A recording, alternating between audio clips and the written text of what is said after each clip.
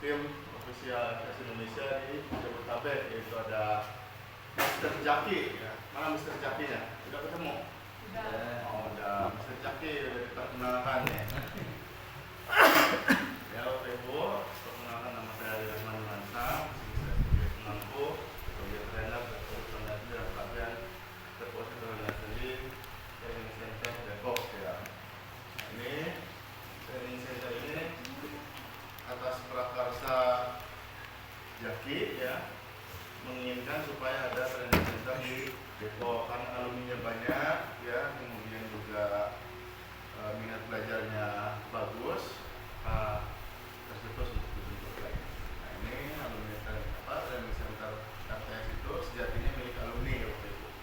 Dimanapun ada trainer center RTS ya, ada training center RTS, nama Ibu pernah di bawah nama RTS Indonesia, Bapak Ibu bisa datang, bisa hadir, bisa singgah, bisa bekerja, bisa tinggal, bahkan bisa bekerja, silakan. Nah, sekarang sudah berdiri sekitar 5 training center, terus bertambah setiap bulannya, setiap tahunnya dan mudah-mudahan.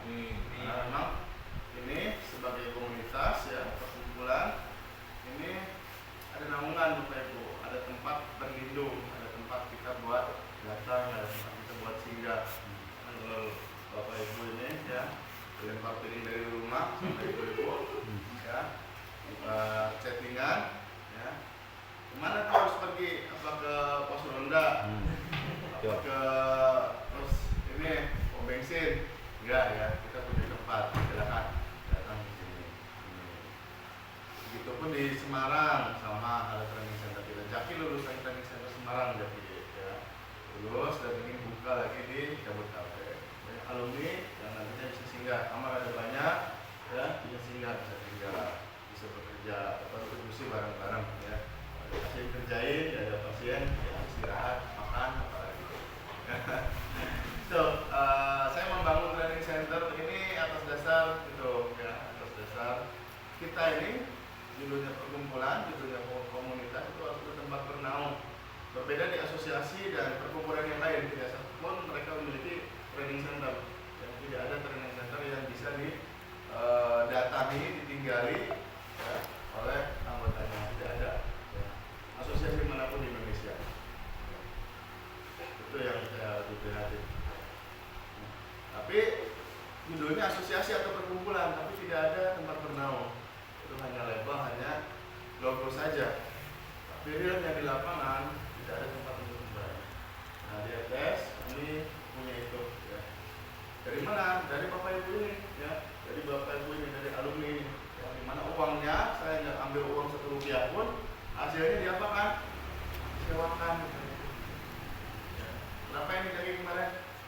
60 ya? 90? Oh 50 ya. Belum berikut operasional yang lain. Jadi semua yang RTS itu begitu ya, nggak ambil dulu gitu. Tapi nantinya ada laporan dari pelayanan gitu. Berani begitu, yang lain nggak bakalan berani. Jadinya kita punya tempat 1 tahun gitu, yang bisa alumni bisa tinggal, bisa datang, dikelola bersama, dia bisa berkontribusi ya, jadi terapis. Kalau dia jadi terapis, berkontribusi ini megang di sini di kamar di mana ada pasien ya, diiklankan sama Jaki, Grau Gedai ya. Grau Gedai ada income di sana, bisa kita untuk apa, berkontribusi, dapat penghasilan kan gitu ya. Kalau di luar masuk perkumpulan nggak ada, bodo amat mereka mendapat penghasilan, mau bisa mau enggak, itu nonsen, nggak ada Pak, nggak ada arah ke sana. Di RTS ada arah ke sana. Harus sampai bisa. Di mana dilatihnya? Di training center. Latihannya selama 1 bulan. Mana ada pelatihan 1 bulan? Paling banyak Bapak Ibu sehari 2 hari. Training 1 bulan. Tidak akan mungkin terjadi dan akan bisa. Ya, kenapa? Karena peran operasional. Kalau hitungannya karena uang, udah nggak akan bisa. Biasanya hitungan bukan karena uang. Itu yang pertama. Nggak akan bisa dikejar. Karena rata-rata bikin pelatihan karena uang. Ya, itu bukan karena uang. Hanya boleh silahkan datang 1 bulan. Bahkan 1 bulan itu tidak pernah ada pelatihan. Di mana ada pelatihan komplementer? Ya, Ibu pernah ikut pelatihan? Pernah. Bekam, juga mundur, bisa pijat atau segala macam. Paling lama 1 hari 2 hari. Dari Imlek 1 bulan sampai sampai ahli, sampai megang, karena nantinya mau langsung diterjunkan. Itu bisa tinggal bisa itu. Ini kita hanya center. Ya, nomor 4 training center Depok di sini, atau di Semarang ya, kita ada di 3, di Malang ada 2 training center. Bandung. Ya, Bandung masih progres bulan besok. Masih temporer tentatif kalau Bandung ya, karena kita bisa pelatihan tapi nggak bisa layanan itu dari Sukajadi hanya untuk pelatihan saja tapi layanan. Baik, terima kasih Bapak Ibu yang saya aturkan. Namun saya ingin kenal ya, saling kenal agar kita semua bisa akrab ya, karena di FF dasarnya itu kekeluargaan. Saya tenangkan ini ya, dasarnya kekeluargaan. Bapak Ibu bisa bertegur sapa ya, satu orang bersinggah dan sebagainya dalam satu nama Partai Indonesia. Oke, silakan ya, tegur sapa, salam kenal. Ada siapa ini? Ya, Ubaidillah dari mana? Salaman Putra Daerah ya. Ya, Depok ya. Terima kasih sudah bergabung ya Ubaidillah ya. Ubaidillah.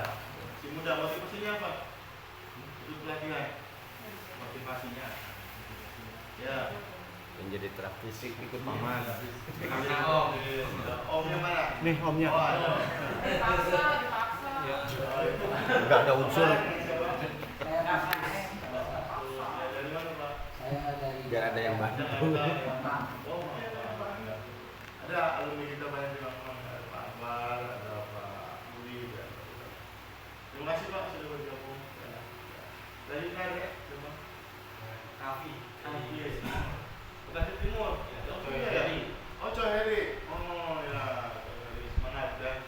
Ini berarti nanti kerja di sana Coheri. Ya, FTS punya 14 trainer nasional ya. Hasil PFT, hasil pendidikan 1 minggu setelah melewati training center boleh ikut PFT.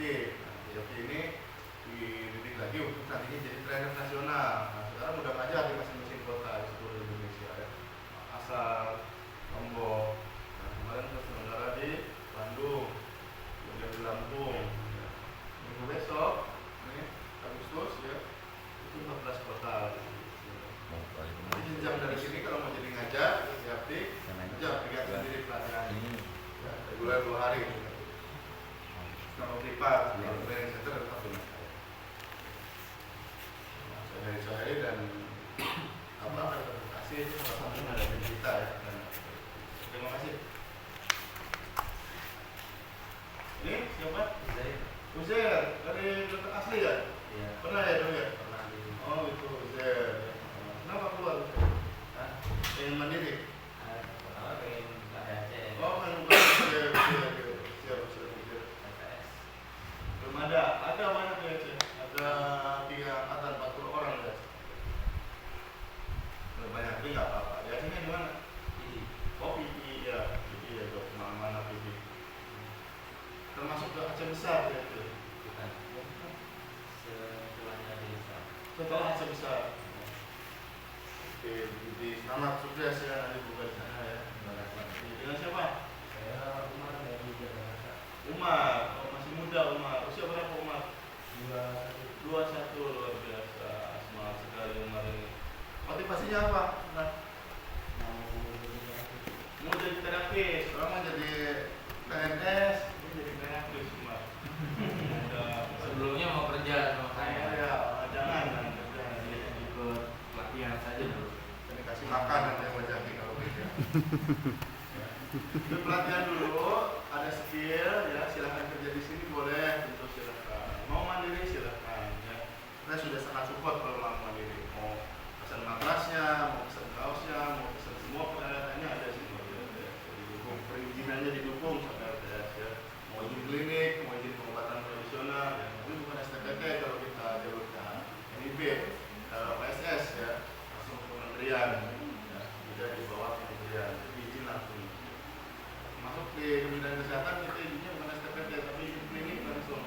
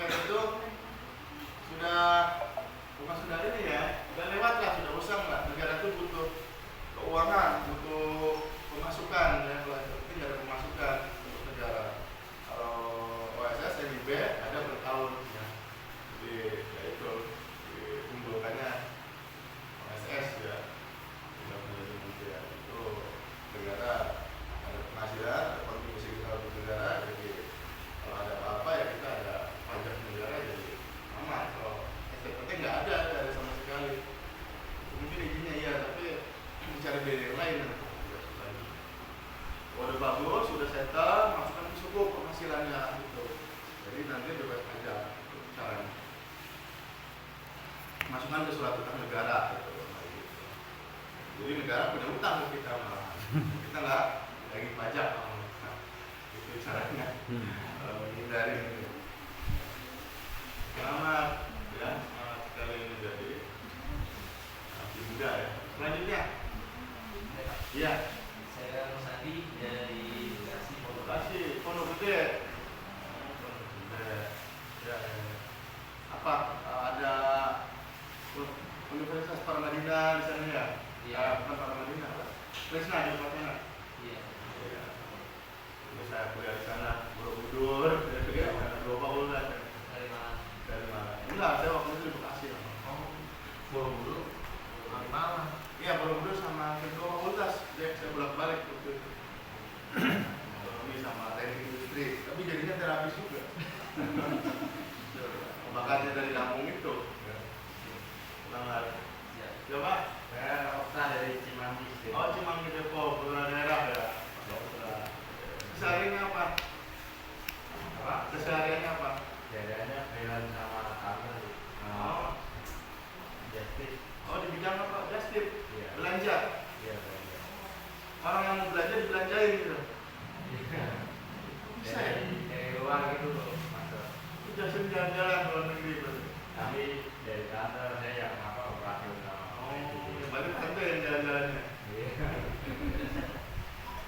Luar biasa punya tante kan. Mau jadi terapis, apa motivasinya? Karena ibu juga Butuh ya. ibu tahu ini juga praktis juga. Jadi saya ingin nambah ilmu. Oke, semangat ya. Selanjutnya, oke. Saya Budi. Budi, Cengkareng, jauh juga Cengkareng ya. Saya masih mau ke Tangerang sana. Iya. Wow, kali deras ya, jalur situ ya. Ya, ada banyak teman juga alumni terkait di sana. Kalau datang ya. Besar ini apa? Aku untuk Aku dulu dari Pak Supra. Putra alumni ya, Alumni. di Bekasi ya. Bekasi. Kenapa ada ikut lagi? Senang aja. Oh senang. Yang mematangkan. Udah mencaki. Yang mematangkan. Ya semangat ya. Pak Putra. Kaki coba pakai ini kaki. Di atas. Lihat ya lurus. Periksa bawahnya. Saya matikan dulu nggak apa-apa. Selanjutnya, Pak. Saya Bambang dari Cirebon. Cirebon jauh sekali. Iya. Apa informasinya kok nyampe ke sini?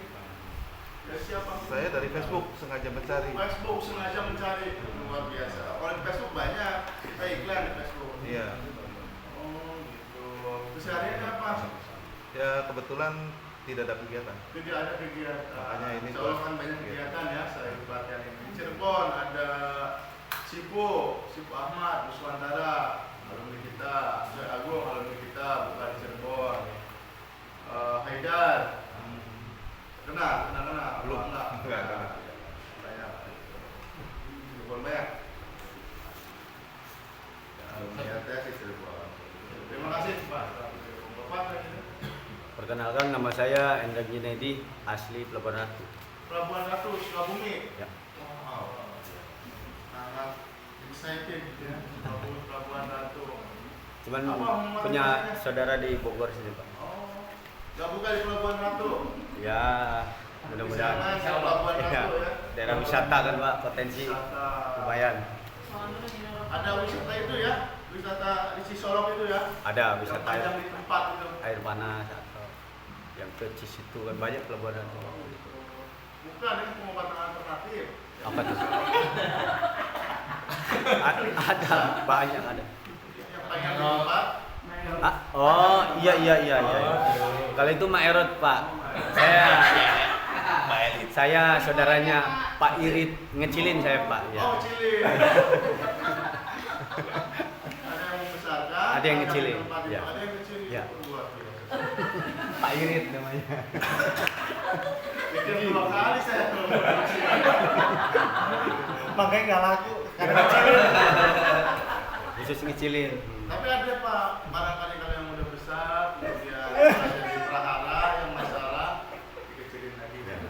Rata-rata kan di ini, Pak, suntik. Oh, suntik. Kan gede tuh. Saya kecilin lagi black. Saya kecilin. Jadi bahas itu. Ya kan Masuk ya, udah masuk ini. Jadi kalau ini saya dalam hal begini. bisa ngecilin ya Pak. Lagi didengar Master. Seragam, ya. Oh, banyakin di sini aja, di kayaknya putih daripada ini. Ini aja. Ya, boleh aja dulu ya. Kecilin, ya. Oke, Bapak dari Bandung ini Om ya. Kenapa bisa ikut training center 1 bulan loh Pak? Lama Pak. Tapi minimal 7 hari ikut ya. Minimal 7 hari ikut. Lempar piring yang Oh, lempar piring. Ya, semangat ya. Dari Indonesia. Terima kasih sudah hadir, sudah datang. Selamat ikut autonomi ya Pak ya. Autonomi kemarin. Hidup jati. Hidup. Kiropraktik atau sirop. Rekomendasi apa yang biar saya bisa Ihsan Maulana. Dia kerek metode. Oh, iya. Dia kerek metode. Iya. Oh, bisa. Ikut autonomi, ikut RTS juga. Tapi ikut track metode juga. Ya, kata beliau dia ikut PAZ juga. Waktu itu saya yang bimbing Ihsan. Beliau bilang ya ikut RTS saja. Saya bilang. Ya, karena RTS jenjangnya tuh panjang Pak. Jadi kemungkinan bisanya tuh lebih gitu. Lebih diserap gitu. Bayangin kalau pelatihan 1 minggu saja. Bisa ya. Ya, insya Allah. Tapi itu nggak masuk. Oke. Apanya? Nah, Bismillah. oke, semuanya. Kita pernah bertemu katanya dari mana? Oh iya, ujian ya. Kita sama-sama ujian waktu itu. Oh iya. Bareng sama Mas Oh iya. Pak Istri ya. Iya, tahun pertama itu ya. 2017 ya. Iya, tahun 2017. Ketemu lagi kita ya. Ketemu lagi di sini. Terima kasih Bu. Ada IT ya? Ingat sih. Ini apa ini? Nggak bisa. Ibu, selamat datang. Saya perkenalkan, nama saya Mamai, saya dari Cipayung, Jakarta Timur. Oh gitu. Yang dari Papua itu bukan Bu? Kira apa ya? Papua Nugini ini mah. Iya sih. Ada dari Papua memang ada. Ada ya? Proses latihan. Saya dari Papua. Oh gitu. Astagfirullahaladzim. Rambutnya ini mah. Kepala suku. Kalau suka. Makasih Bu. Keseharian akan habis sudah ini. Iya, saya massage ibu khusus wanita. Oh, Pria enggak ya Bu? Khusus juga. Enggak, itu laki-laki itu untuk anak-anak aja. Anak aja. King nggak boleh. Nggak boleh. Saya juga anaknya masih muda, Mas. Yuk. Makasih Bu sudah hadir, sudah datang. Ada Mbak. kemarin berapa kaos? Jadi, ada yang belum dapat kaos. Ada yang kecilan. Harusnya yang di data lagi yang kurang. Ibu selamat datang. Dengan siapa? Assalamualaikum.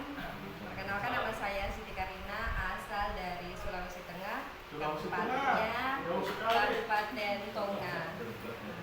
Pada bintik-bintiknya begini. Malam. Malam ya?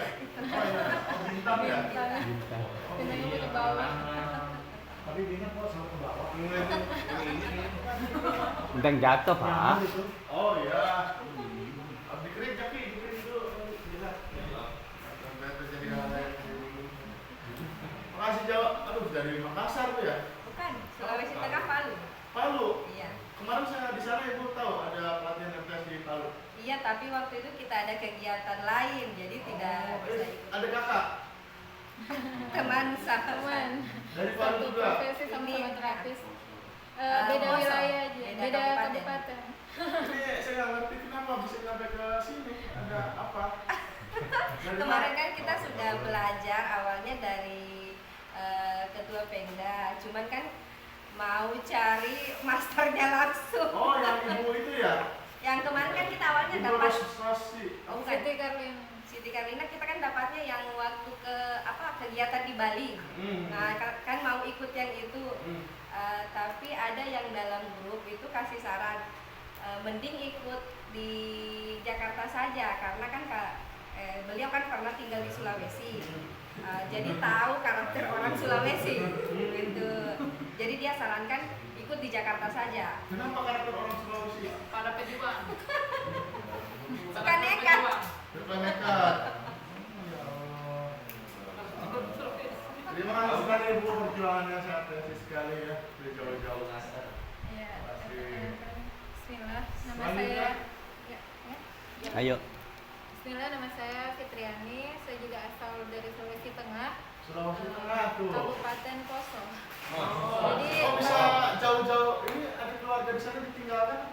Ada lah. Ya, saya sudah minta izin dari 3 bulan yang lalu. Oh, suami. Karena memang apa ya, perjalanan ke sini itu punya beberapa planning gitu. Wow. Selain di sini ada juga yang lain. Jadi satu kali jalan dan Luar ini biasa. Satu kali jalan ya. iya. Iya, nggak apa tinggal di sini ya. Iya. Ini ya, tinggal di Alhamdulillah. sini ya. Aman di sini. Ya. Iya. Oh, gitu. Oh, sambil ke fakultas ya. Iya. Oh, luar biasa. Satu kali kayu dayung, loh, 30. Alhamdulillah Semangat masih ya, diberikan belajar, kesempatan. belajar. Dibawa ke sana. Oh iya, kita ini komunitas ya. Komunitas Ya ada dua komunitas tapi nggak ada. Ya. Kalau yang itu apa? oh, masih komunitas ya. Sudah naik ke perkumpulan ini. Ya. Jadi ada naungan dari perkumpulan terapis di Indonesia. Ini jadi tapi perkumpulan terapis. Awalnya dari komunitas dulu. Daftar di sini, bab 1, bab 2, bab 4, bab 5 ya. Nah, sebenarnya ini ya Bapak Ibu ya. Kita akan berputar ya setelah mengikuti pelatihan. Bapak Ibu akan banyak sekali kedatangan pasien dan sering menangani pasien yang mengalami apa? Dislokasi. Bapak Ibu. Oleh karena itu kita ulas pertama kali adalah dislokasi. Apa itu dislokasi Bapak Ibu? Ya, secara harfiah pengertian dislokasi dalam bahasa anatomis ya mengacu pada perubahan posisi sendi ya. Perubahan posisi sendi yang tidak pada tempatnya itu ya. Nah, khususnya persendian atau sendi gerak ya dimanapun pada setiap posisinya itu berpotensi mengalami perubahan posisi ya. Nanti penjelasannya kenapa? Ya, nanti ada penjelasan. Adapun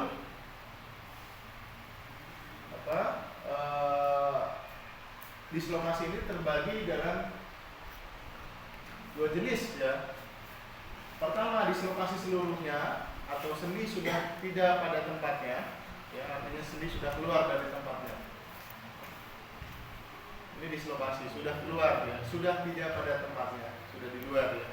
Adapun yang ringan ya, yaitu pergeseran. Nah, sendi masih di tempatnya namun dia hanya bergeser, disebutnya subluxasi Bapak Ibu. Nah, dislokasi keluar dari posisi sendinya, pergeseran saja subluxasi. Atau kita bahasa yang lebih mudah diperdengarkan kepada masyarakat dibilang ada pergeseran. Dan kasus paling banyak ya yang menimpa kondisi terkait perubahan posisi yaitu subluxasi ya. Bergeser hanya sebagian ya, atau setengahnya disebut parsial ya. Maka lengkapnya disebut subluxasi parsial ya, pergeseran sebagian ya, paham ya Bapak Ibu. Tugas kita sebagai seorang reposisioner ya, terapis reposisioner ini ya ini ya, menangani posisi sendi yang berubah bergeser tidak pada tempatnya ya, dan menangani posisi sendi yang berubah bergeser masih pada tempatnya. Yang keluar itu terbagi, yang keluar dislokasi, yang bergeser sebagian subluxasi. Bergeser semuanya sehingga dia keluar dari posisi sendinya dislokasi. Sebagian subluxasi ya, parsial. Oke. Cederanya apa sih orang-orang yang mengalami dislokasi itu? Ya, ada apa yang bisa dilihat secara kasat mata. Yang pertama dia ada pembengkakan, ya, ada merah, ya. Kenapa? Karena pecah pembuluh darah. Dua hal ini pasti terjadi. Kenapa merah? Karena ada pecah pembuluh darah kapiler, ya. Darah keluar dari pembuluh darah menekan muskular sel otot, ya. Jadinya pembengkakan. Ya, pembuluh darah yang pecah akan mengeluarkan darah. Ya, darah akan menekan sel otot akan mengalami penekanan mengalami pembengkakan selanjutnya. Selain dia sudah menekan dalam massa otot, ya, atau jaringan otot, nah, ada sistem mekanisme tubuh yang namanya sistem limfoid limpatik, menggunakan gamma albumin, ya. Jadi dia daerah fibrin dan gamma, jadi dia mengambil kembali, ya, darah yang keluar dari pembuluh darah. Ya. Jadi bertambahnya cairan putih bening, ya. Untuk maksud agar darah masuk kembali ke dalam pembuluh darah, terserap kembali ke dalam pembuluh darah. Jadi cairannya dua kali, ya. Cairan darah itu sendiri, kemudian cairan yang untuk mengambil darah gamma albumin lebih dulu. Sehingga akan terjadi pembengkakan. Ini nama makin membengkak. Tentu saja kalau udah bengkak apa? Ya, nyeri. Karena saraf mengalami tekanan akibat pembengkakan tadi. Ya, udah ya, Bapak Ibu, ya. Kemudian ada penurunan fungsi. Sendi yang berubah bergeser tentu mengalami perubahan posisi, dan ini menyebabkan fungsi sendi mengalami perubahan atau penurunan fungsi, ya.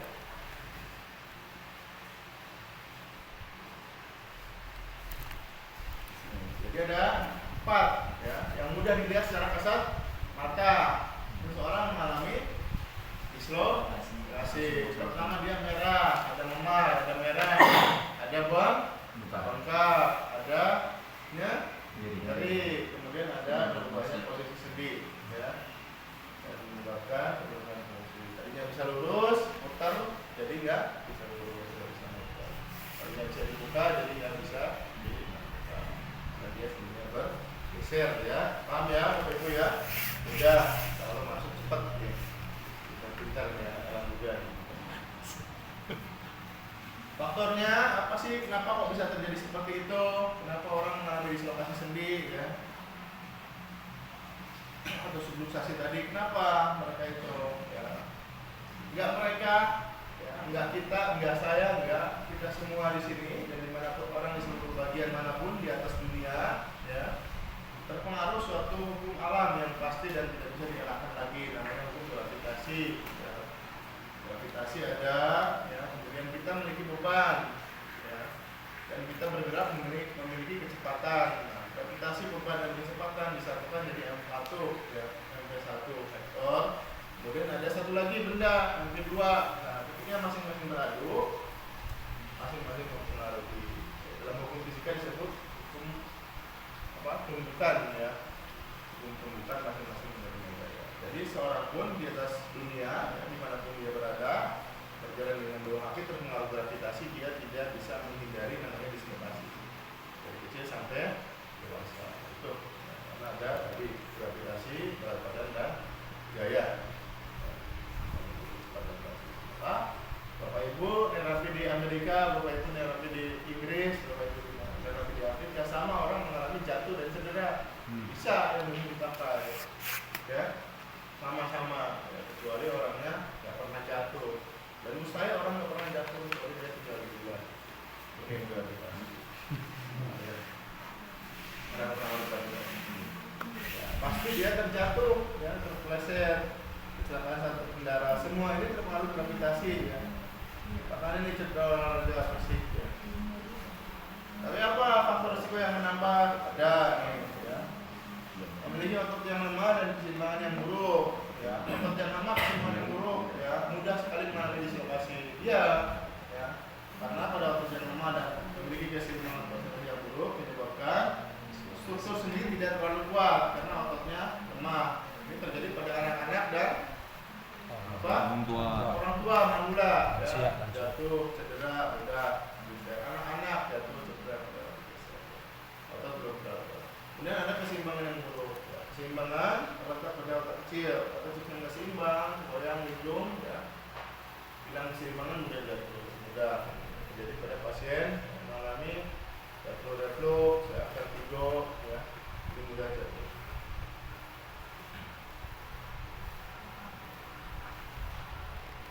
Kemudian ada juga yang mengalami perubahan posisi sendi akibat autoimun, ya. Ada yang namanya rheumatoid arthritis, ya, geser sendinya. Itu akibat autoimun. Ini tadi contoh-contoh sendi yang mengalami perubahan posisi. Berubah posisinya, geser. Nah, tandanya tadi apa? Bengkak, merah, ya. Kemudian bentuk sendi tidak normal, ya, itu sama, bentuk sendi tidak normal. Ya, perubahan hilang, perubahan posisi. Gejalanya sama, ya, jadi sendi pada cedera bukan dari rumah, bagian kendaraan hitam, ada cedera yang rusak atau ada ligamen yang robek, istilahnya apa, luka dalam. Pembuluh darah pecah, ligamen robek, luka dalam, tidak terlihat, kelihatan, tapi di dalamnya ligamennya robek, tendonnya putus, pembuluh darahnya pecah, luka dalam. Bentuk sendi tidak normal dan berubah posisi sendi, ya. Kemudian sakit saat bergerak atau keterbatasan pergerakan. Mati rasa, kenapa? Karena saraf mengalami tekanan yang terus menerus menyebabkan dalam baal, dan mati rasa. Dari pengenalan akibat pembengkakan. Kemudian pada kasus dislokasi yang sudah cukup lama, ya, jaringan akan mengalami pengerasan dan ini namanya adesif, ya. Yang paling banyak ditemukan oleh terapis yaitu kasus adesif, pengerasan jaringan, ya. Jaringan apa? Jaringan ligamen yang membuat pengerasan, perubahan posisi terjadi pada dislokasi atau sublokasi pada kasus yang sudah lama, ya, dislokasi. Kapan dislokasi ini dari kecil? Nah, berobatnya sekarang. Artinya penganalisis ligamen dalam pengerasan pertahanan posisi sendi itu sudah lama, adesif namanya, ya. Pengerasan di ligamen ini nggak bisa serta merta langsung dilihat posisi. Makanya ilmu berikutnya di RTS itu ada tingkatan selanjutnya, yaitu tingkat teknik akupotomi, pembedahan pada ligamen yang mengalami pengerasan jaringan. Ya, berlatih, ya, Bapak bisa. Nah, analisisnya dislokasi harus apa? Nggak ada lain, nggak ada buka. Kalau menentukan analisis seseorang mengalami dislokasi atau enggak, ini harus ronsen, ya. Kemudian ada dua ini diutamakan, ya. Panjang kali lebar lagi orang yang mengalami dislokasi, sejatinya orang datang ke sini ketika dia mengalami dislokasi harus ronsen, ya, harus ronsen atau MRI. Di sana disajikan data yang akurat, disajikan pemetaan yang dekat, penampang yang jelas, ya. Namun bila dua ini tidak terpenuhi, ya, apakah terapis berdiam diri? Tentu saja tidak. Jadi kita dibekali keilmuan, pemahaman dalam penanganan dislokasi. Misalnya analisis yang ketat, ada 5 nanti, ya. Ada visual analisis yang pertama, ada palpasi, ya, perabaan, visual analisis, pengecekan visual, analisis visual, dilihat, ya. Kemudian palpasi, diraba, ya, palpasi perabaan, diraba bentuk sendinya ada seperti atau tidak, ya. Bentuk sendinya seperti apa, ditekan-tekan, itu perabaan. Kemudian ke uji range of move, ya, pergerakan sendinya seperti apa, ya. Range of power, kekuatan sendinya seperti apa. Uji 4H tadi sama respon neurologis, respon sendi seperti apa, ya. Respon sendi dalam kategori syarat yang mempersyarati sendinya ini baik-baik saja atau tidak. Bila dia baik saja, tidak ada nyeri, tapi dia ada tekanan, dia ada nyeri. Nanti, ya, dipelajari di analisis nanti. Ini ronsen dan MRI, ya, tuh. Di ronsen ketahuan, ada turun di bawah biasanya seperti apa. Artinya ada perabaan, palpasi, pengujian dan respon neurologis, sama visual analisis. Ini sendi yang bergeser kayak gini, tuh. Ini harus di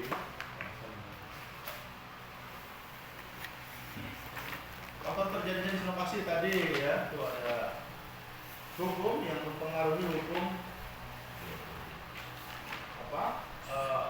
hukum yang mempengaruhi tubuh ya, yang melekat pada tubuh, yaitu berat, gaya, ada momentum, ada kecepatan, ada gravitasi itu sendiri, kemudian ada efek, kemudian kewenangan gravitasi itu sendiri.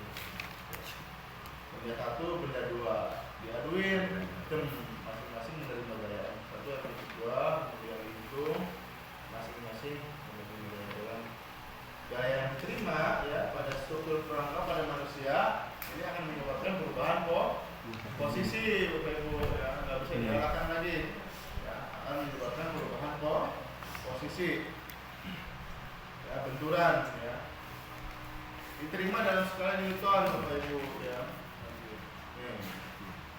Berapa? Ini orang-orang beradu ya, pada cerita olahraga apa? Voli, basket, softball ya, kemudian sepak bola, beradu. Karena apa? Ini nggak hilang, kamu jadi diserap ya, masing-masing pecah. Termasuk pada tubuh manusia, masing-masing menerima daya akibat benturan. Namun ada penyebab lain selain dislokasi, selain yang paling umum ini akibat benturan. Ada SS memahami ada 3 kondisi selain kondisi dislokasi yang akibat cedera atau insiden. Ada human error, ada repetisi injury, kemudian ada insiden ya. Ini nanti dijelaskan ya. Penyebab dislokasi secara internasional ada 5 penyebab, namun kita sanggup hanya 3 saja. Kalau 5 kenapa nggak ditulis? Ya, ditulis 3 ya, kita mengacu pada kondisi yang memungkinkan secara teknis untuk kita menangani ya. Ada human error ini, ya, kemudian repetisi injury sama insiden. Bisa kita diupayakan, masih masuk akal dulu. Ya. 2 lagi apa? 2 lagi karena genetik kita nggak bisa ya, genetik secara struktur nggak bisa direposisi ya, berubah. Terus yang berikutnya apa lagi? Berikutnya itu paparan ya, radiasi ya. Kanan radiasi paparan dia berubah struktur ya. Radiasi nuklir misalkan orang dengan radiasi kemudian pecah, nggak bisa direposisi karena genetik juga nggak bisa. Misalnya ini human error sama antigen ya.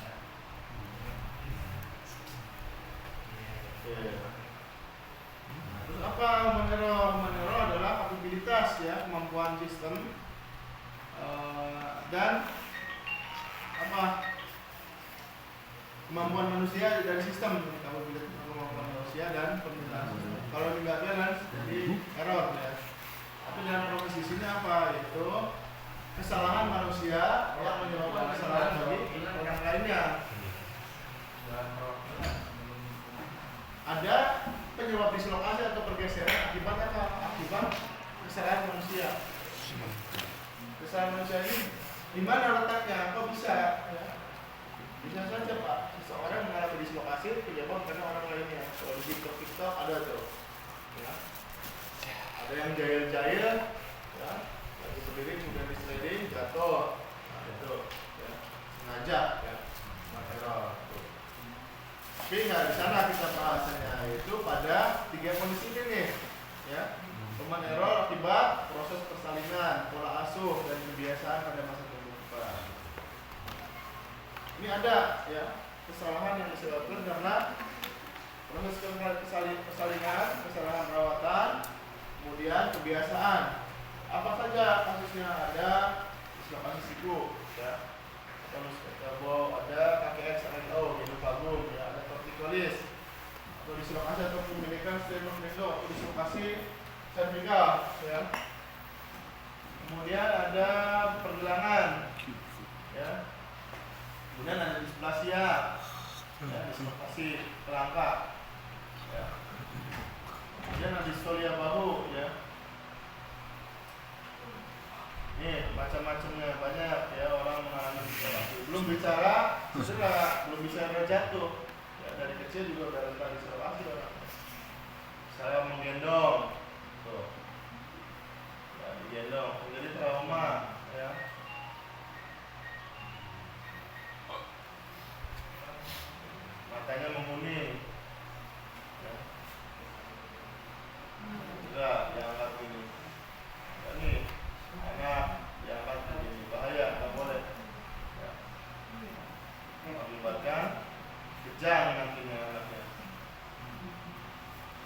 Kemudian anak baru bisa jalan dia di teng-teng aja nih sama pengasuhnya, sama ibunya, sama ayahnya, sama pengasuhnya. Robek ya. Radianya. Kemudian torticolis, sternumnya pendek. Tidurnya satu arah terus ya. Kemudian kaki X, kaki O, ya mainan, ya dibuka keluar. Ya, cukut kakinya rata, kenapa? Karena usia jalan. Ya, nusuk elbow ya. 1-5 tahun anak belum bisa berjalan sempurna, beda jenjang. Jarak langkah anak sama jarak langkah pengasuh. Anak satu langkahnya pengasuh, anak satu langkahnya pengasuh, beberapa langkahnya anak gitu kan. Ini yang tertarik dia robek. Carinya apa? Carinya dia nggak bisa lurus karena dia bengkok ke sana gitu. Anak sekarang bayangan nggak bisa lurus ini, nggak lurus dia. Ada yang nggak lurus anak sekarang mana? Ini. Nah itu tuh bengkok kan gitu. Kalau bagus, gara-gara diasuh, ini robek. Mana yang Amanah nih. Gimana sih? Asuhnya. ya lahirnya kebun kosong. Orang kayak gini nggak bisa lurus. Kayak anak 90-an tuh, nggak diasuh-asuh. Ya. Salah asuhan. Lurus, monggo. Ini monggo situ monggo dari mana? Lu kayak orang jereng jadi tujuannya. Lurus. Anak sekarang bengkok, pandangan ini bengkok. Nah, tuh kayak ngomong gimana monggo? Monggo. Hanya begini. Itu kalau yang ini master yang kayak gini kan, kalau ada yang kayak gini tapi kayak bengkok gitu. Iya, bengkok. Itu Iya, ciri-cirinya bengkok. juga. Oh. Iya, jadi kita nanti terapis repositor tadi minimal tersebut nggak boleh di tank gitu, buka bisa robek. Banyak nggak bisa diobati karena dia tidak akan sadar. Anak rela nangis iya, tapi anak mudah digerakkan ya. Nggak lama ini biasaan akhirnya besar nunjuk. Nah, jereng tangannya. Anak sekarang gitu ya. Jadi tentara komandan yang ditembak. Kemudian DDK atau pemendekan asistekular ya. Asistekular belum jadi, belum sempurna usia di 4 bulan. 4 bulan 3 bulan keluar ya. Ini anak udah digendong buka kelangka ya. Ada tuh 4 bulan digendong buka kelangka. Soketnya masih pendek keluar ini kan. Atau berjalan anak yang digendong sapi.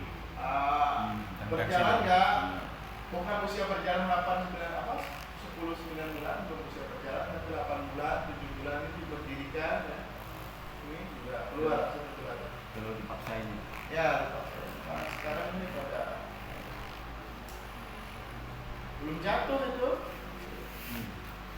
kemudian kebiasaan nanti keluar udah kelangkanya kena tadi kebiasaan dulu karena sekarang kan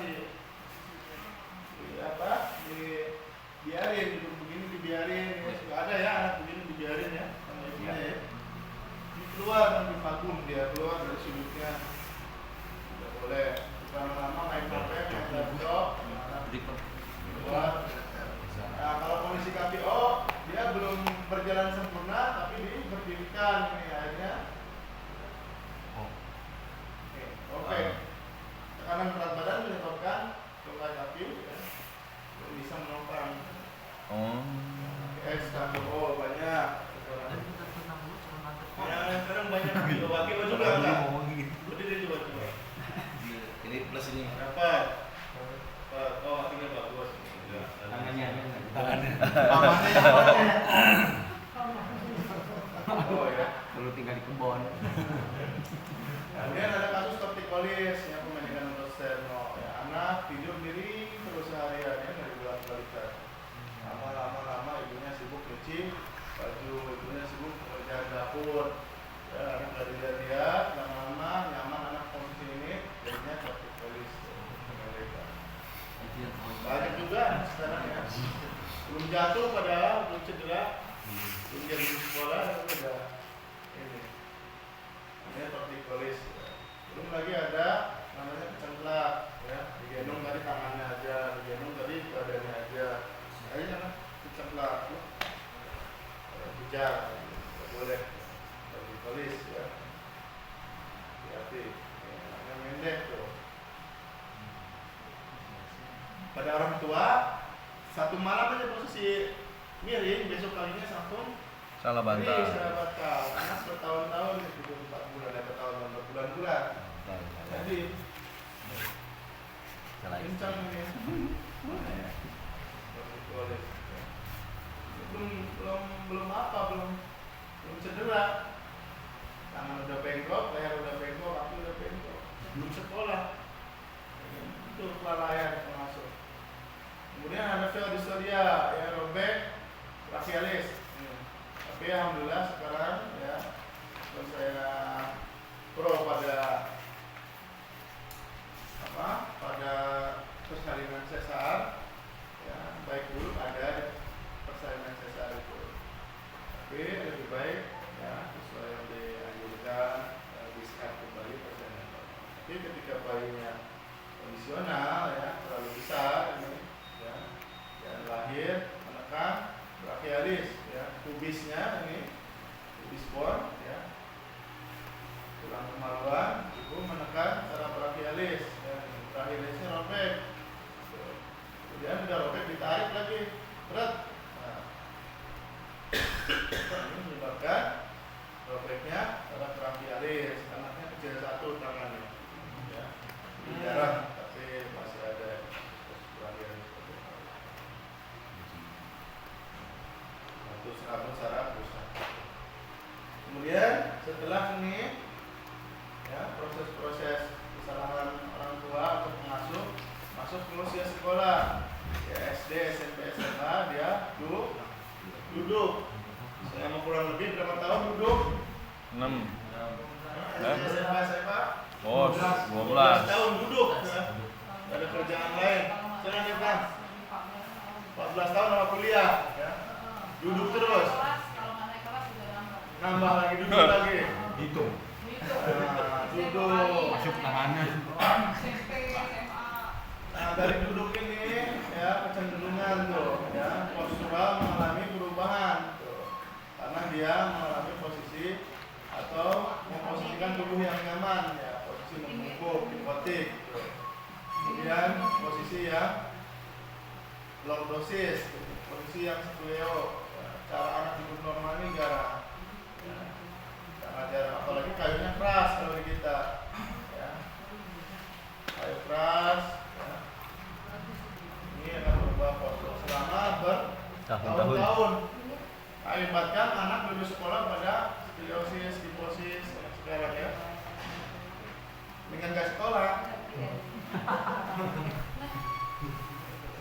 Ada sekarang sekolahnya sekolah alam, ya.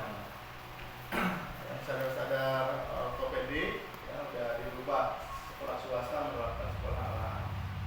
Sekolahnya di kelas, beberapa jamnya dia keluar, ya, duduknya beristirahat, dirubah nuansanya, jangan monoton ini terus, ya. Kalau suatu saat kita punya sekolah, punya madrasah, punya pesantren, anak-anak itu terus selama 12 tahun lebih, ya, dulu kuliah, habis kuliah dapat kerja, duduk lagi aja. Cedera padahal, tapi udah skoliosis, belum cedera padahal udah kiposis, ya, udah HMP segala macam. Nah, emang kita macamnya nih, ya.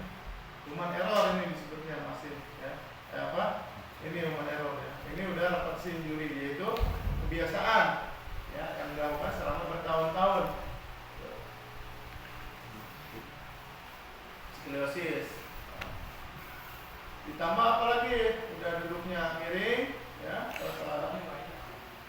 menyamankan posisi, kemudian dia bawa tas di satu Sisi. posisi, tuh terjadi kemiringan, nambah. Bawa tas di belakang juga masalah, ya. Bawa tas di belakang juga, kalau paling bawah dia menyebabkan lordosis kayak gini, ya, yang di bawah. Kemudian yang satu arah, nggak ada yang benar nih bawa tas.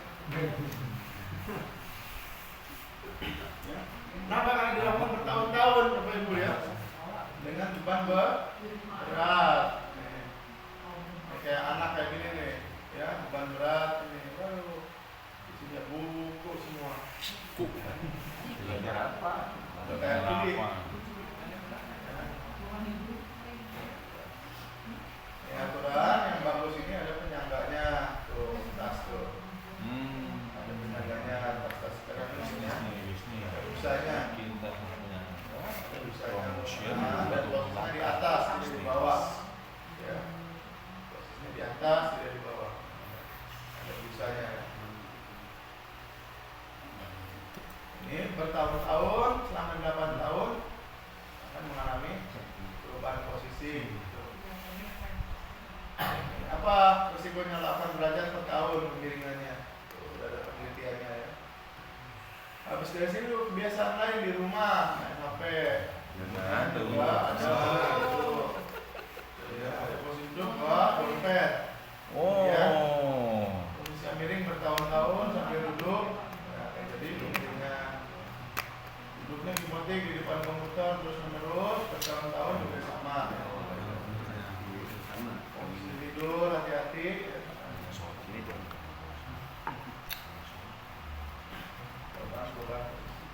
Nah, kondisi-kondisi ini merupakan kondisi apa? Kebiasaan.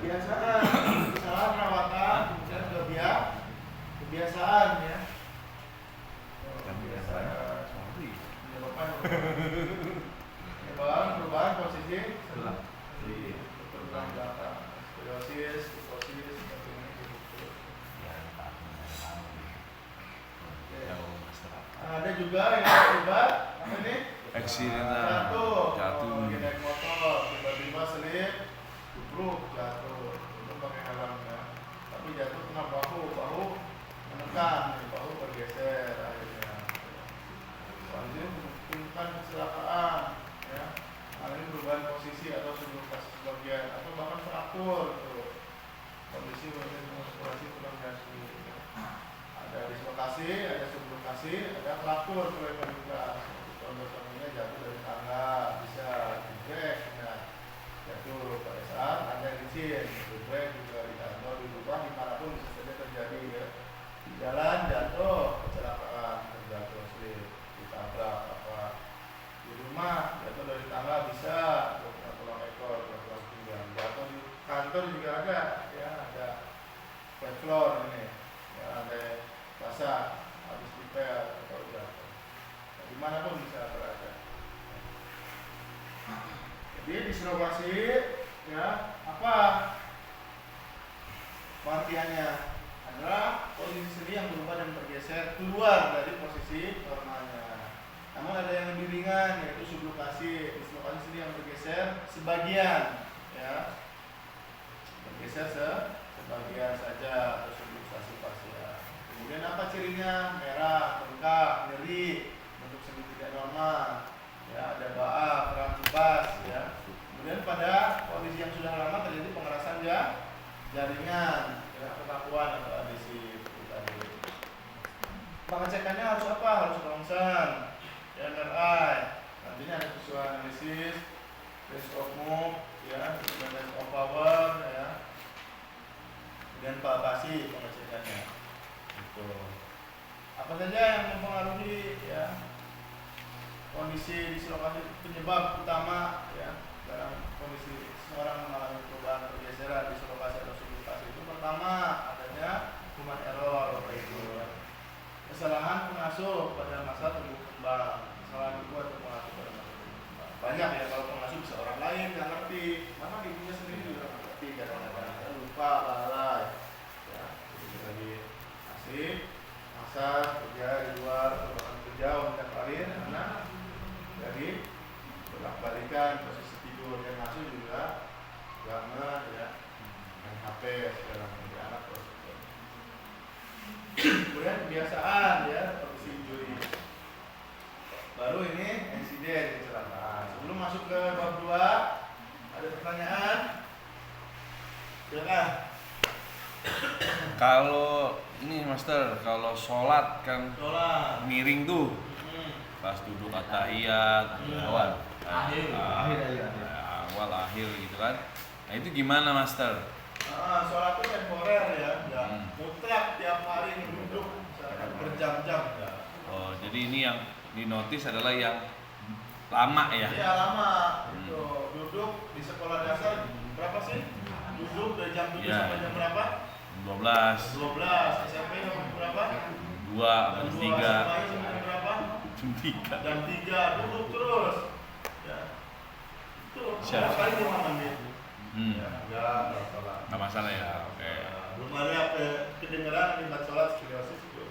Kedengeran? Nggak ada sekolah. Belum ada cerita hiposis saya sholat dulu, ditolak amat orang. 8 jam 12 jam sholat terus tiap hari ditolak. Oke, yang lain.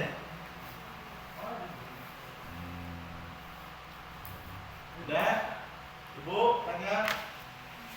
Jelas? Kalau yang ini, master, yang tadi tuh yang masalah Ya, melengkung nih, ya. apa itu bisa lurus atau memang? Ya, yang gitu? tiga ini, ya, yang RTS bisa upayakan, kan tadi saya bilang.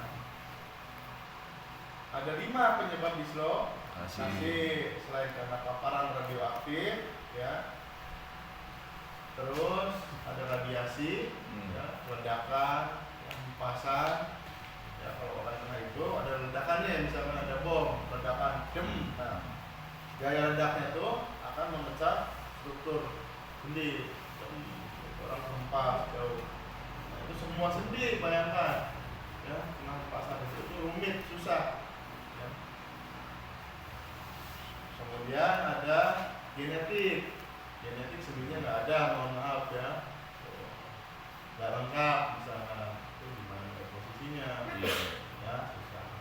Tapi ini kita bisa upayakan nih, human error ya. Dulu dari kapan? Dari kecil bisa diupayakan ya. Kerjain dia, ya. Hasil kita serahkan. Tapi upaya kita dulu, ya, sebaik-baiknya kita melakukan tindakan. Siap. Nah usaha tidak akan mengkhianati hasil insya Allah. Dapat kesin juri juga sama, ya. Dulu nih dari SD sampai SMA, dulu dari bungkuk sekarang. Gimana? Ya, dicoba, ya. Diupayakan. Asisten tentu bisa. Tapi bagaimana yang lama? Susah semua pada yang gampang. Kalau gampang semua jadi reposisi semua, susah. Yang datang udah pada lama, udah setahun 2 tahun yang lalu, isolasinya kapan baru. Reposisi beda dengan mengertak ya. Beda sebenarnya kalau retak. Nanti dijelaskan perbedaannya. Teknik-tekniknya. Ketiga. Bisa diupayakan ya. Kita punya teknik variatif banyak dan terus berkembang ya. Saat ini teknik bakunya saja 300 teknik reposisi ya. Kemudian bisa. Ada lagi? Bab 1 ada lagi? Cukup jelas ya. Oke, masuk ke bab 2. 4 bab soalnya. Jam berapa sekarang? Jam 10. Ya, jam 1 aja selesai. Izin tanya Mas. Boleh, bab 1 berarti. Kalau hasil bekas operasi Nah, nanti kontraindikasi ada itu. Penjelasannya di kontraindikasi. Ya, nanti ya belum masuk kontraindikasi. Apa saja yang boleh, apa saja yang nggak boleh itu kontraindikasi. Ya, ada sistematis di buku ini ada semua. Ini di bab 1 aja seputar bab 1. Segampang itu. Pak,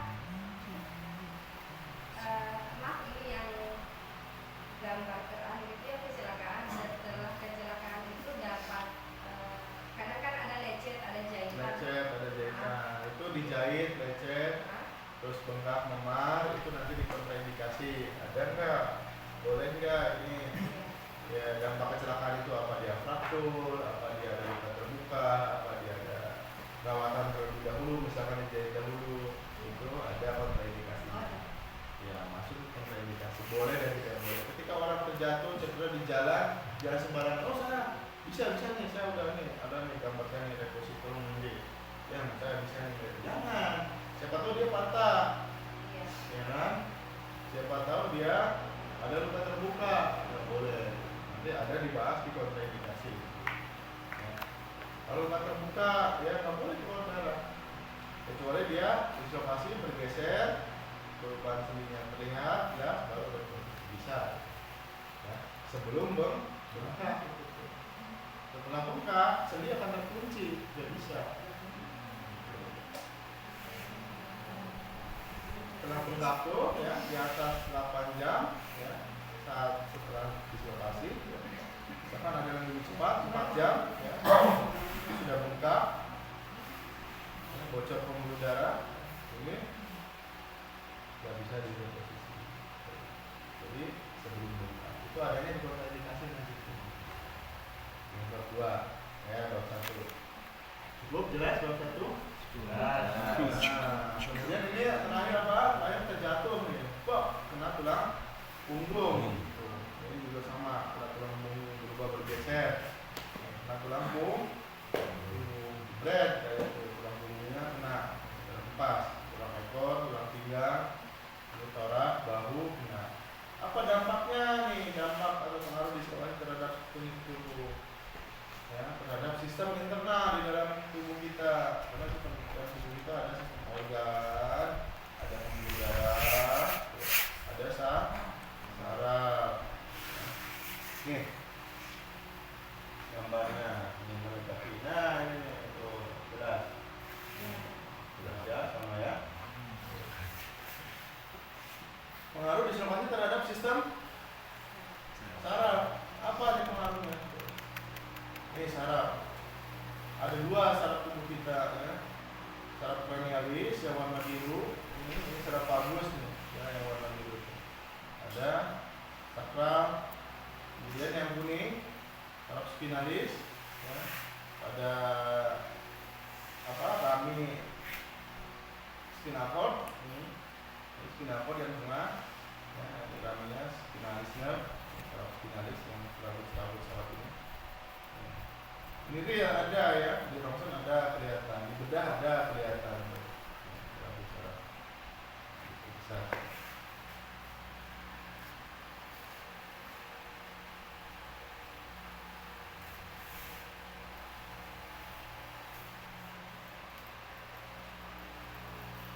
Saraf. Kelihatan. Ini sarafnya kelihatan. Ini juga spinal cord ada.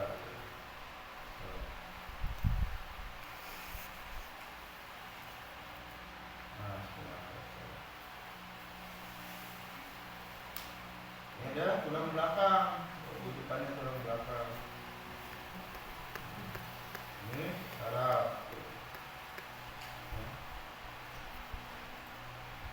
Apa yang terjadi nih ketika ruas tulang belakang mengalami pergeseran dengan saraf spinalis? Itu masalahnya. Ya. Pengaruh dislokasi terhadap saraf tulang belakang. Ini saraf tulang belakang. Saraf saraf. Nah ini ruas tulang belakang. Pengaruh dislokasi terhadap saraf tulang belakang beragam. Belakang mengalami tekanan atau kompresi yang menginterupsi kemampuan aktivitas tubuh, dan aktivitas bergerak, motorik, dan aktivitas merasa sensorik. Ini motorik sensorik terpengaruhi, ya, baik itu somatis, baik itu otonom, baik itu saraf sadar, baik itu saraf tidak sadar. Nih, terpengaruhi. Jadi ketika dislokasi menekan saraf spinalis, ya, yang terkoneksi dengan sistem organ, di sini ada jantung, paru-paru, ya, lambung, liver, usus halus, usus besar, ginjal, sistem reproduksi, ya. Ketika saraf spinalis mengalami tekanan pada vertebra akan menekan saraf spinalis. Akibatnya konektivitas antara sistem organ dan saraf pusat mengalami hambatan, mengalami tekanan yang menyebabkan kerusakan pada sistem organ. Ini di ilmu reposis itu wajib paham buat kepala nih, ya. Ketika seseorang mengalami kelemahan di sistem organ internal dimanapun itu, organ manapun, ketika mengalami kelemahan dalam ilmu reposis tulang dan sendi, ya, dalam ilmu reposis tulang dan sendi ini mengacu kepada kesalahan yang terjadi akibat pergeseran tulang belakang menggunakan saraf spinalis. Jadi di ilmu reposisi ini kelemahan sistem organ akibat kebiasaan dan pola makan ini diabaikan. Diabaikan oleh kita. Nah, tidak sebagai pencetus, tapi sebagai penyumbang. Ya. Pencetusnya apa? Pencetusnya dislokasi pada ruas tulang belakang menekan saraf menyebabkan kelemahan pada organ internal yang terdapat itu dengan saraf yang mengalami tekanan. Pergeseran itu baru disumbang oleh pola hidup dan pola makan. Misal dislokasi terjadi pada torak 5, 6, 7, 8 menekan saraf sistem organ lambung, misalkan organ lambung mengalami kelemahan, ya. Organ lambung mengalami kelemahan, ya. Disumbang pola hidup dan pola makan. Pola makan dia makan pedas, makan soda, ya, makan apa lagi, ya, cuka, asam segala macam. Pola hidupnya dia bergadang, jarang makan, nafsu makan, ya, pola hidup lalai terhadap makan. Maka menyebabkan sistem organ mengalami kelemahan, kerusakan, kayak gitu. Tapi kalau dislokasi tidak terjadi dan tidak menekan saraf spinasi yang berhubungan sistem organ, dia makan pedas, dia makan asam, sistem organ baik-baik saja. Ada nggak kayak gitu toleransi kayak gitu? Orang rajin makan pedas dia kena penyakit lambung. Ada. Rajin dia pernah makan pedas, tapi dia baik-baik saja lah. Dia tidak. Ada atau tidak? Ada separuh, tapi kalau saya melihat Tidak ada. ada separuh, tapi kalau saya melihat tidak. Melihat tidak, iya. Kan korelasinya gini. Seseorang yang mengalami ruas tulang belakang yang mengalami penekanan, pergeseran, menekan saraf spinalis yang berhubungan dengan organ lambung tadi, misalnya ya. Nah, itu sebagai pencetus kalau dia mulai posisi. Kemudian ditambah pola hidup dan pola makan tadi, misalnya apa sih yang pencetus penyakit lambung? Makan pedas misalkan. Ya, orang makan pedas. Udah mah ini mengalami tekanan, kerusakan akibat saraf mengalami tekanan. Ditambah disumbang tadi, ya, makan pedas, maka semakin rusak ini organ. Nah, ada lagi kasusnya dia tidak mengalami pergeseran atau dislokasi pada ruas tulang belakang yang menekan saraf spinalis, ya. Organnya baik-baik saja dalam ilmu reposisi ini. Kemudian dia rajin makan pedas, ya, atau terlambat makan. Tapi kenapa organnya baik-baik saja? Yang kondisi ini ada di lapangan. Ada di lapangan. Ya. Termasuk pada organ pankreas. Ya. Organ pankreas, ya, kelenjar perut, ya, memproduksi hormon insulin, ya, mengalami dislokasi, ya, pada struktur lumbar, torak 8, 9, 10 sampai lumbar 1, 2, terkoneksi dengan organ pankreas. Ini mengalami dislokasi atau pergeseran menyebabkan organ pankreas mengalami kelemahan sehingga dia tidak aktif memproduksi insulin. Akibatnya gula darah tinggi, disumbang pola hidup dan pola makan. Rajin makan manis, rajin makan gula-gulaan, manis-manisan, ya. Rajin bergadang menyebabkan kekesalan dan gula darah tinggi. Nih, dua kondisi ini makin memperparah kondisi tubuh, ya kan? Tapi ketika orang yang tidak mengalami dislokasi pada ruas 8 dan 10 torak sampai 12, ya, 5, 1, 2, tidak menekan saraf spinalis organ pankreas aktif memproduksi insulin, maka dia memiliki kebiasaan makan manis, ya. Dia tidak terpengaruh dari gula darah tinggi. Ada orang seperti ini. Satu sisi saya minum manis dikit aja, gula darah langsung naik. Tapi bapak kok pagi, siang, sore manis, kue apa segala macam itu gula darah langsung normal. Ada kondisi seperti itu di lapangan.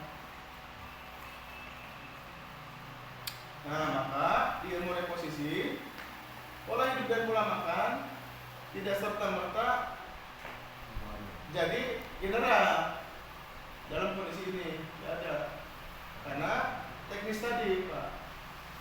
Makanan bisa A bisa B, ya, dampaknya terhadap satu orang dan orang lainnya tidak berlaku sama.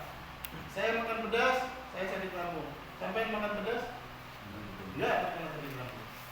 Dengan porsi dan kebiasaan yang sama. Apa yang membedakan? Nah, yang membedakan dalam kacamata ilmu reposisional ini adanya saraf spinalis yang mengalami tekanan pada sistem organ tersebut. Satu orang mengalami dislokasi, satu orang tidak. Satu orang mengalami dislokasi akan menyebabkan kelemahan pada sistem organ. Pada organ yang mengalami tekanan pada saraf spinalis, pada ruas tulang yang mengalami pergeseran. Satu orang tidak, dia bisa mentoleransi cukup baik. Maka pola hidup dan pola makan dalam ilmu reposisi menjadi penyimpangan.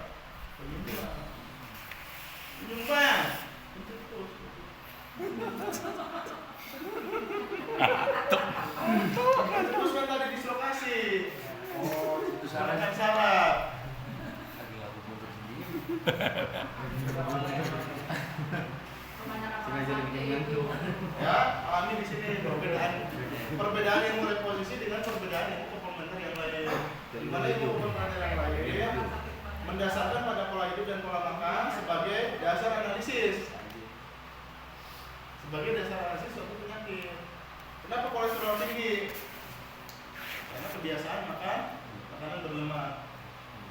Ya kan? Dia mau reposisi diabaikan itu. Kenapa? Karena pemecah lemak organ liver mengalami kelemahan akibat Dislokasi. yang menekan saraf spinalis berkaitan dengan organ liver, sehingga liver tidak bisa memecah lemak. Itu orang kita. Karena ada rajin makan lemak, dua orang rajin makan lemak, satu sama lain tidak terpengaruh. Satu terpengaruh, satu tidak terpengaruh. Pagi, siang, sore misalkan, kalau di Makassar tuh ada makanan berlemak tuh apa? Iga bakar misalkan, sop, soto Makassar, atau apa lagi? Ya pagi, siang, sore makan itu. Ya. Kita hanya apa kalau nggak dalam ini nggak kolesterolnya itu biasa aja nih. Memang seperti ini saya dari dulu dan melakukan ini sudah sejak lama, tidak terpengaruh apapun dan kondisi ini ada. Tapi ada sedikit saja Pak, jangan satu mangkok Pak, setengah mangkok aja saya langsung naik ke konsumsi saya langsung naik, lipid saya langsung tinggi, lemak darah saya langsung naik. Itu kenapa? Itu karena ya sistem metabolis tidak sempurna. Dalam organ liver ada saluran pemecah lemak. Ini tidak aktif, tidak produksi dengan baik. Ya, sama seperti halnya insulin yang tidak produksi dengan baik pada sistem organ pankreas yang mengalami akibat pergeseran ruas tulang belakang ya, yang berkaitan dengan saraf spinalis organ pankreas. Ini di ilmu reposisi itu pembedanya di sini. Pembedanya di sini. Maka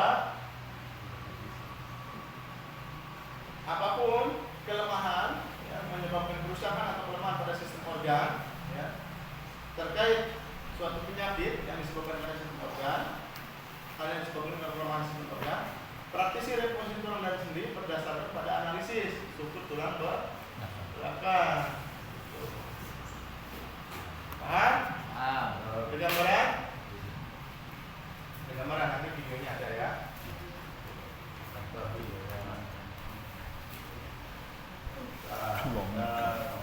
dulu.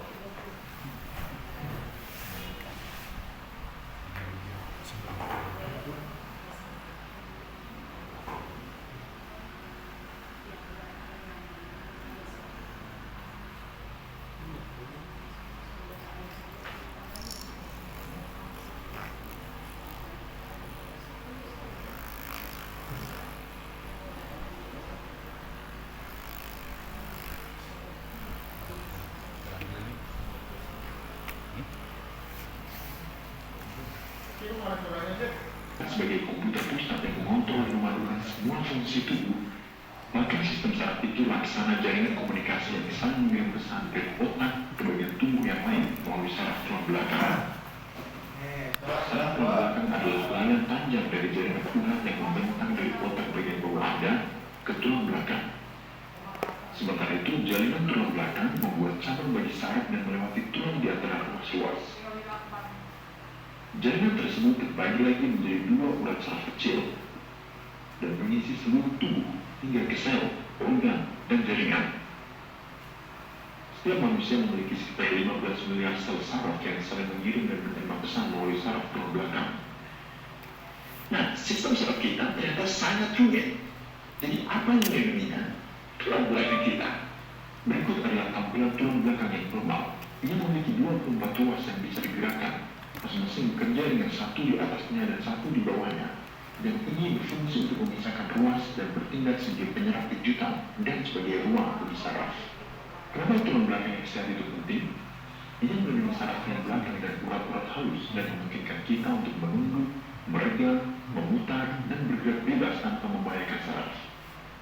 Jika tulang belakang tak bergerak bebas, itu bisa disebut sebagai subluxasi ruas kompleks atau cukup disebut subluxasi.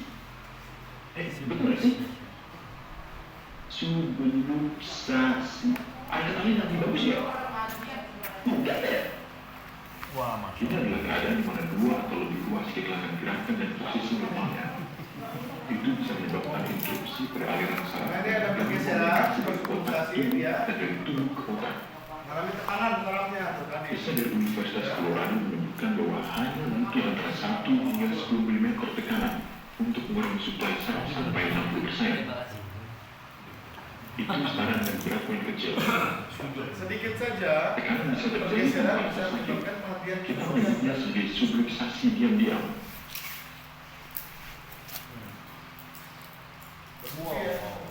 Jadi apa yang terjadi jika Anda mengalami subluxasi?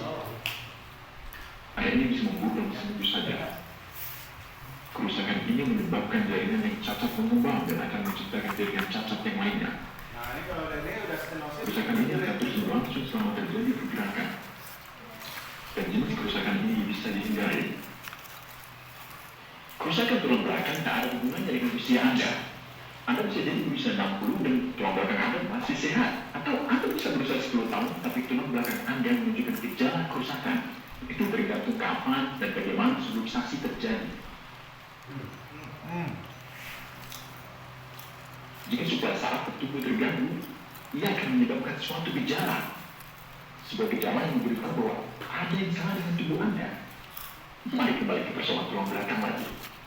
Jika Anda punya gangguan tulang belakang servis, itu bisa menyebabkan sakit kepala, migrain, penurunan kekebalan tubuh, permasalahan sinus, demam tinggi, gangguan penistaan, kelainan pendengaran, tonsil, batu kronis, sesak nafas, asma, masalah fungsi jantung, gangguan hati, permasalahan tekanan darah, pencernaan, jantung memanas, gastritis, gangguan imunitas, alergi, gangguan ginjal, kelainan kronis, dan juga gangguan konstipasi, gangguan menstruasi, ngompol, gangguan lutut, seketika, sakit punggung, situasi yang lambat. Oh, saya susah, dan itu hanya beberapa. Maka Anda bawa hanya 10% dari sistem saraf yang bisa merasakan sakit.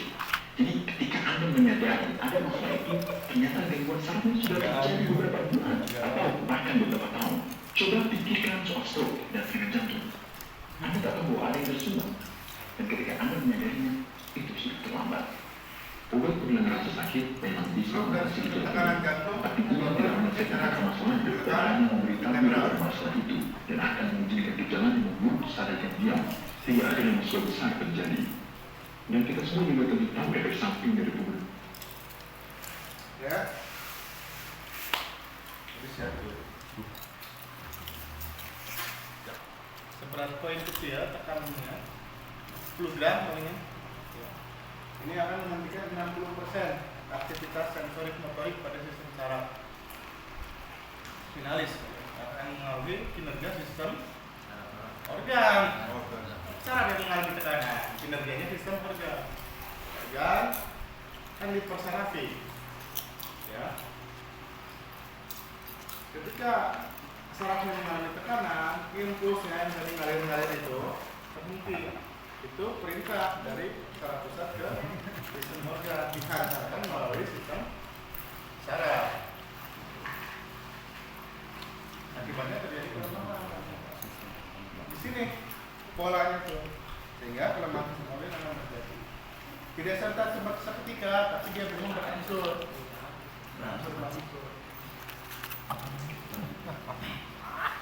Tadi tidak bisa disembuhkan dengan obat, dengan painkiller, dengan apa?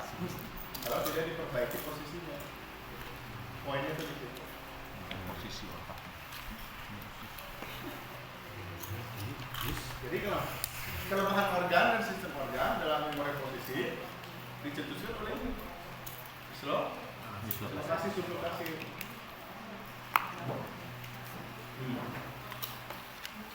Ini penyumbang. Boleh kita yang pola makan dong. Serta lingkungan. Dicetuskan kondisi rusak. Sistem saraf sadar dan tidak sadar mengalami kerusakan apabila dislokasi meningkat saraf spinal. Ini yang utama. Kemudian terhadap pembuluh darah tadi juga dibahas stroke dan darah tinggi. Ya. Dalam memori posisi ini disebabkan karena vertebral vein ya, atau vertebral artery ini pada pembuluh darah vertebra. Kalau yang di sini, yang ini yang merah. Yang merah ini kelihatan ya, ini vertebral artery. Yang masuk nantinya ke vertebral artery pada cervicalis.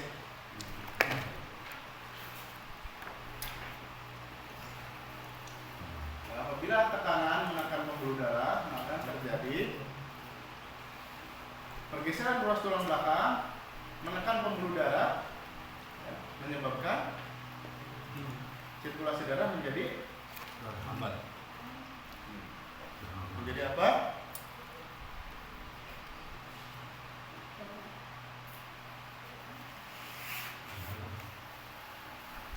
Ketika ada pembuluh darah mengalami tekanan, tetap akibat pergeseran Penyumbatan. Penyempitan. berhenti penyempitan. Penyusutan. Bukan. Nah, di dalam sirkulasi darah, ini pembuluh darah ya, di dalamnya ada darah yang mengalir. Benar. Namanya sirkulasi darah. Ya, karena darah bersirkulasi. Kemudian pembuluh darahnya ditekan. Apa yang terjadi? Penumpukan. Penumpukan. Pecah. Sumbatan. Ayo, analogi anatominya. Main. Mampet. Mati. Lemah. Nah, ya. Oh, jadi bengkak karena ada tekanan. Nah, peningkatan arus. Oh, darah tinggi nih ya? Ya, Bapak Ibu pernah cuci motor atau Ibu pernah Ya, jalan ya. kembang? Pakai selang, pernah? Sampai dikencang sampai Ditekan makin. Kencang. Bukan sumbatan di dalam pembuluh darah bahasanya. Penekanan terhadap pembuluh darah, Bapak Ibu. Kalau sumbatan di dalam pembuluh darah, baru sebut macam-macam yang tadi. Kan gitu. Etak itu. Ya kan? Sumbatan di dalam pembuluh darah. Ya. Ada tadi bilang apa? Terhenti. Ada bilang apa? Bangga. Itu namanya sumbatan di dalam pembuluh darah. Yang tadi banyak dipahami itu. Ini bukan sumbatan, tapi peningkatan arus. Peningkatan arus pada sirkulasi darah. Pencetus apa? Darah tinggi. gesernya. Pencetus darah Darah tinggi. Oh. Disumbang oleh pola hidup dan pola makan. Nah, baru disumbang oleh pola hidup dan pola makan. Darah tinggi nih, lagi-lagi darah tinggi nih, akibat pergeseran tulang belakang, ya, menekan pembuluh darah kan lagi darah tinggi, peningkatan arus. Disumbang oleh pola hidup dan pola makan, makan berlemak, makan apa lagi? Pengawet, perasa, penentang, ya kan? Menyebabkan arteriosklerosis di sini. Nah, menyebabkan arteriosklerosis. Lipid. Ya. Sumbatan pada pembuluh darah ini, di dalam pembuluh darah. Pada cerebrovaskular menyebabkan apa? Cerebrovaskular menyebabkan apa kalau ada sumbatan di dalam pembuluh darah sehingga tekanan darah tinggi? Menyebabkan stroke. Ada hemorage, stagnasi, ada iskemik. Cap. Ya, paham? Paham.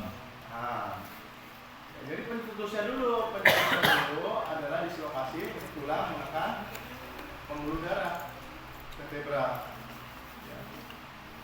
Kemudian sirkulasi darahnya meningkat, semua pola-pola hidup yang pola makan, berlemak, gaji, lemak, kolesterol segala macam. Nah, terjadi penumpukan pada dinding pembuluh darah namanya arteriosklerosis. Sementara tekanan darahnya tinggi. Kalau dalam imunoposisi itu, ya, meningkatkan sirkulasi darah. Nah, pada pembuluh darah cabang yang lebih kecil selanjutnya pada cerebral akan mendapat pembuluh darah makin kecil, akhirnya terjadi stagnasi sementara tekanan darah tinggi. Kalau pembuluh darahnya kuat terjadi hemorrhage stroke, isi darah. Kalau pembuluh darahnya nggak kuat akibat tekanan dan sumbatan terjadi pecah, bleeding, pembuluh darah ischemic stroke, dua jenis. Ya. Kalau dalam pembuluh darah cerebrovaskular aman, ada lagi risiko lain, ya. Pada vertebral artery, ya, karena sistem organ yang lain itu jantung dan ginjal.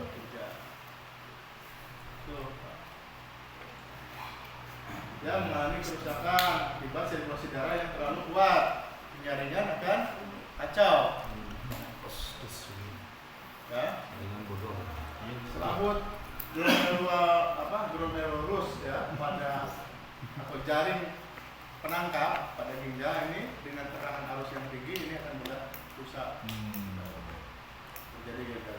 Kalau pada jantung terjadi stagnasi dan tekanan tinggi terjadi kardiovaskular. Apa masalahnya? Anemia, koroner, gitu. Ini dampaknya tadi terhadap saraf, pengaruh terhadap saraf terhadap sistem organ, dari pembuluh darah terhadap fungsi sirkulasi darah, mengalami peningkatan. Dalam imunoposisi, darah tinggi nggak bisa diobati. Dalam imunoposisi, di dalam pemahaman imunoposisi, darah tinggi nggak bisa diobati. Karena tidak ada satupun obat darah tinggi sampai sekarang yang ketika dia diminum dia bisa menggeser tulang. Iya. Hanya saya belajar. Makanya adanya ketika obat darah tinggi diminum, saat itu darah tinggi turun. Setelah tidak diminum, darah tinggi kembali naik. Tidak ada obat darah tinggi. Maka penurun. Jadi harus dibetulin tulang. Harus dibetulkan menurut ilmu karena dia teknis. Ketika obat diminum kemudian tulangnya bergeser, ini para reposisioner ini pensiun. Iya. Berarti ini life hack ya. Iya. Life hack kita ini kalau tulang belakangnya bagus kita sehat. Sehat. Nyatanya tidak pernah satu orang pun ditemukan dari sejak penelitian ini diuji oleh Shoji Pasauki, pemilik ilmu Yumeho sampai kiropraktik sekarang, Dr. Palmer dan sebagainya menemukan bahwa satu orang pun di dunia tidak ada yang memiliki tulang punggung sempurna. Kenapa tadi? Karena terpengaruh gravitasi. Mengalami berat badan, ada risiko tumbukan, ada risiko salah perawatan. Bahkan anak raja sekalipun tidak mungkin berpindah dari cedera. Maka kebutuhan akan praktisi rekonstruksi tulang dan sendi sama besarnya dengan jumlah penduduk itu sendiri. Karena satu sama lain membutuhkan. Saya butuh di terapi bapak butuh di terapi saya. Begitu. Jadi sama-sama saling membutuhkan. Jadi tidak ada satu tindakan ya yang bisa memperbaiki penekanan terhadap pembuluh darah akibat dislokasi tulang belakang. Karena dislokasi tulang belakang ini melekat, pembuluh darah vertebral yang lain melekat pada ruas tulang belakang, termasuk ini vertebral cervicalis, ya, yang di dalamnya malah, ya, pada fase joint sini ada pembuluh darah vena artery. Bagaimana kalau ini bergeser sedikit? Terus menekan pembuluh darah. Makanya nggak mudah orang ahli reposisi posisi kerak di leher, saya paling lebar. Ya. Salah-salah bisa menekan pembuluh darah itu sendiri. Risikonya, ya.